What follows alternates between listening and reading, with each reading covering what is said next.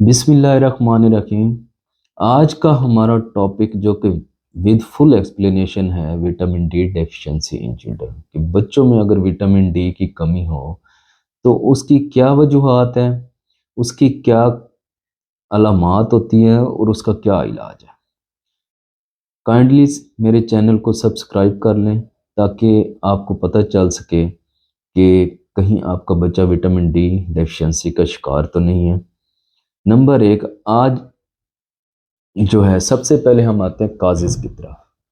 बच्चों में क्या वजूहात हैं कि जिसकी वजह से बच्चों के अंदर विटामिन डी डेफिशिएंसी होती है। सनलाइट एक्सपोजर, यानी कि बच्चों को धूप में कम लिटाना। हमें मिनिमम कम से कम 10 मिनट तक बच्चे को धूप में लाजमी लिटाना चाहिए, स्पेशली सर्दियों में। नंबर दो पे मेल न्यूट्रिशन, ग़िज़ाइयत की कमी, कि जो हमारे बच्चे खुराक ले रहे हैं क्या उसमें विटामिन डी की जो मिकदार है एडिक्वेट है, कि वो इतनी है कि हमारे बच्चे के अंदर विटामिन डी डेफिशिएंसी नहीं होने देगी। तीसरी वजह इसकी होगी डार्क पिगमेंटेशन।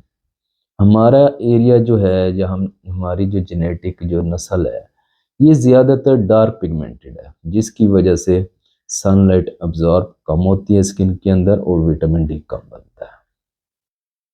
चौथी वजह कोई क्रोनिक डिजीज, यानी कि अगर जिगर या किडनी की या सीकेडी या लीवर सिरोसिस कोई पुरानी बीमारी है बच्चे की, या पैदाइशी तौर पर कोई जेनेटिक डिजीज है प्रोलॉन्ग, तो वो भी विटामिन डी डेफिशिएंसी की वजह बनता है। पांचवी वजह है फैमिली हिस्ट्री। बच्चों के अंदर जो है फैमिली हिस्ट्री बहुत ज़्यादा विटामिन डी डेफिशिएंसी की, कि आपकी फैमिली में ही ऑलरेडी विटामिन डी डेफिशिएंसी चल रही है, जिसकी वजह से वो फिर नस्ल दर नस्ल बच्चों में भी शिफ्ट होती है, फिर उसको ट्रीट करना लाजमी। ये तो थी मोटी मोटी वजूहात जिसकी बेस पे जो कि विटामिन डी डेफिशिएंसी की कमी की वजह बनती है। अब घर के अंदर हम कैसे असेस कर सकते हैं कि आया हमारा बच्चा विटामिन डी डेफिशिएंसी का शिकार है कि नहीं। 9 अलामतें ऐसी हैं जिसको विद एक्सप्लेन में आज एक्सप्लेन कर देता हूँ विद एक्सप्लेनेशन, कि बच्चों के अंदर अगर विटामिन डी की डेफिशिएंसी है तो हम उसे कैसे अंदाज़ा लगा सकते हैं कि हमारा बच्चा जो है वो विटामिन डी डेफिशिएंसी का शिकार है।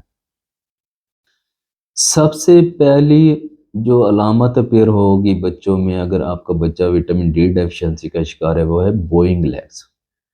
जो हड्डियाँ हैं, स्पेशली ये जो लॉन्ग बोन्स है हमारी टांगों की, और जिसको हम टिबिया बोलते हैं, या ऊपर वाली फ्यूमर जो है, ये बहर की तरफ यानी कि इस तरह कर्व करना शुरू कर देगी, जिसकी वजह से बच्चा जो है वो वाइडलिंग गेट यानी कि टांगे खोल के चलता है।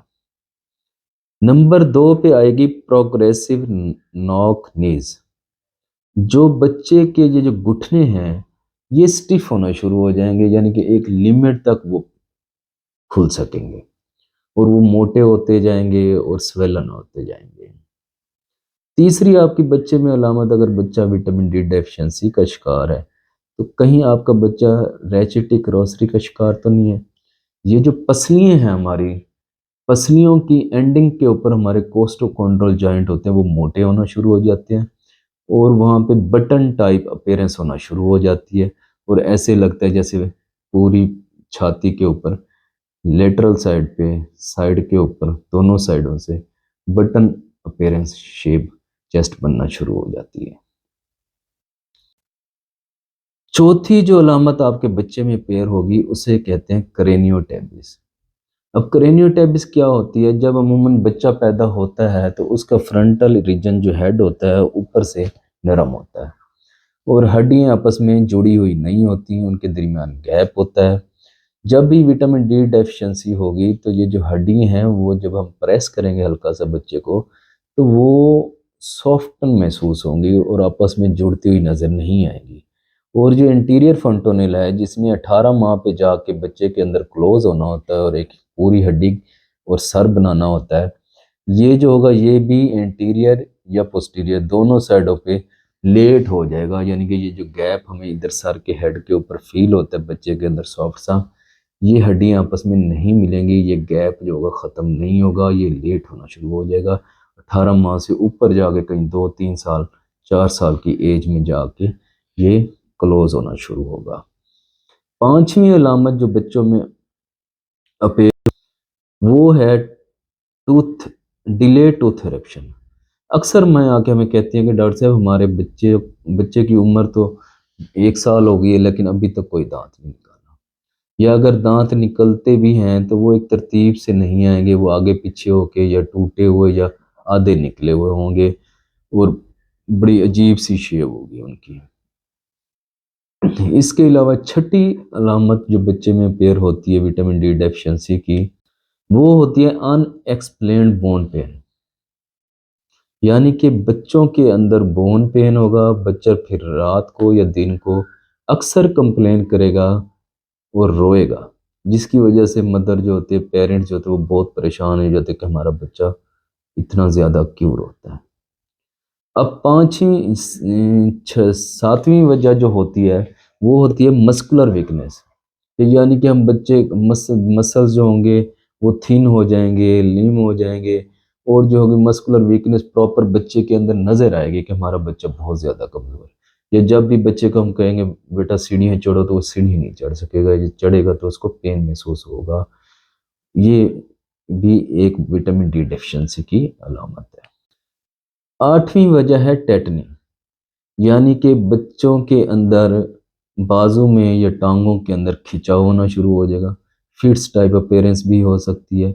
सम टाइम ये कुछ सेकंड्स के लिए होती है और सम टाइम ये कुछ मिनट्स के लिए भी हो सकती है। जब भी विटामिन डी डेफिशिएंसी होगी, साफ सी बात है कैल्शियम की कमी होगी और वो फिर टेटनी की वजह बनती है। झटका टाइप अपेयरेंस जिस्म के अंदर मसल्स के अंदर अपेयर होगी और पेरेंट्स परेशान हो जाते हैं। लास्ट पेरेंट्स जो कि अक्सर डॉक्टर ही डायग्नोज करते हैं, जिसको हम कहते हैं इन्फेंटाइल कार्डियोमायोपैथी। जो दिल के पट्टे जितनी नॉर्मल साइज के होते हैं उससे वो ज़्यादा, यानी कि जब उसकी इकोकार्डियोग्राफी की जाती है तो वो जो है दिल के पट्टे जो नॉर्मल साइज से बढ़ जाएंगे, यानी कि उनकी साइज में साइज इंक्रीज हो जाएगा और वो सख्त हो जाएंगे, पट्टे स्वेल कर जाएंगे, दिल के जो पट्टे होते हैं, जिसको हम इन्फेंटाइल कार्डियोमायोपैथी बोलते हैं। ये थी वजूहात और अलामात। नेक्स्ट हमारा है कि जब भी, यानी कि इनको हम ट्रीट कैसे करेंगे। सबसे पहले हम विटामिन डी लेवल कराएंगे बच्चे का। अगर तो वो बच्चा विटामिन डी डेफिशिएंसी का शिकार है कि विटामिन डी की वैल्यू जो है वो 12 नैनोग्राम पर डेसीलीटर से कम है, तो फिर तो हम उसकी डोज जो है लाजमी डॉक्टर से ही एडजस्ट करवाएंगे अकॉर्डिंग टू दी वेट, और कितने अरसे के लिए देना है ये भी डॉक्टर ने ही रिकमेंड करना। एक होती है विटामिन डी इनसफिशिएंसी, यानी कि हमने जब विटामिन डी लेवल कराया अगर वो 12 और 20 के दरमियान है तो हम इसको कहते हैं इनसफिशिएंसी, कि ये कमी का शिकार हो रहा है। इस सूरत में हम जो होता है अमूमन जितने पाकिस्तान में जितने भी विटामिन डी ड्रॉप्स आ रहे हैं उसका एक ड्रॉप लेंगे तो उसमें 400 इंटरनेशनल यूनिट्स विटामिन डी होता है, और वो हम बच्चे के लिए बच्चों को जो है 8 वीक्स के लिए रिकमेंड कर देते हैं आफ्टर बर्थ, क्योंकि हमारे यहाँ कंजेनिटली ही विटामिन डी डेफिशिएंसी बहुत ज़्यादा है। अगर ये कॉन्टिन्यूस या फैमिली हिस्ट्री है तो फिर हम ये ड्रॉप 6 मंथ के लिए बच्चों के अंदर दे सकते हैं, विटामिन डी 1 ड्रॉप डेली।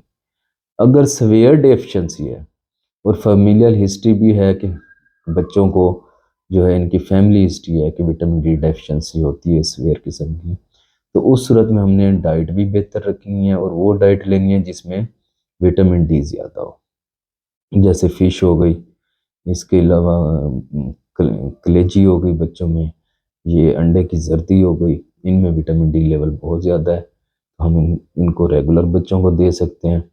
और अगर सीवियर डेफिशिएंसी आ गई है आपके बच्चे के अंदर या आपको पता है कि हमारे यहाँ ये प्रॉब्लम है, तो आपने हमेशा डॉक्टर के पास ही जाना है और उनसे ये रिकमेंड कराना है कि जी हमारी फैमिली हिस्ट्री है या हमारा बच्चा सीवियर विटामिन डी डेफिशिएंसी का शिकार हो गया, तो फिर वो आपको रिकमेंड करके देंगे कि आपने डेली कितने 1000 यूनिट्स देने हैं और किस तरह देने हैं और किस किस टाइम देने हैं।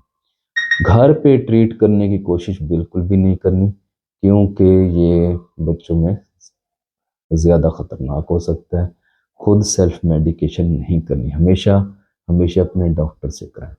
शुक्रिया, अल्लाह हाफिज़।